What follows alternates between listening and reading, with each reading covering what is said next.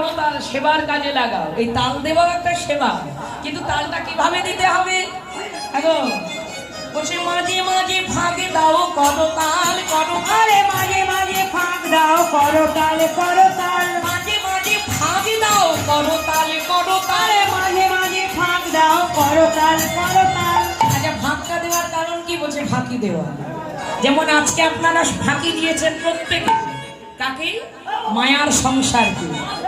মায়ার সংসারকে ফাঁকি দিয়ে আজকে আমার মহাপ্রভুর আখড়ায় আপনারা লীলা, রাধা গোবিন্দ লীলার আস্বাদন করতে ছুটে এসেছে। এটাই হলো ফাঁক। আপনারা গুরু আশ্রমে, গুরু মহারাজের আশ্রমে ছুটে এসেছে রাধা গোবিন্দের লীলার আস্বাদন করতে। এটাই হচ্ছে বড় ফাঁক। কারণ সবসময় বিপদে পড়বো, ঠেলায় পড়বো, তবে তাকে ডাকবো, আর বিপদে না পড়লে ডাকবো না, তা করলে হবে না। হ্যাঁ, সংসার জমে মোর কেড়ে লয়, জাগে না যখন প্রাণ। আমরা ঠেলায় পড়েই তো বেশি যাই, তাই না?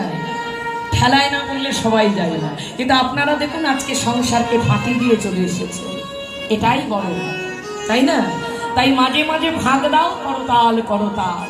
তার শিখল বাজছে, করতাল বাজছে, তার মাঝে গৌর হরি কি করছে?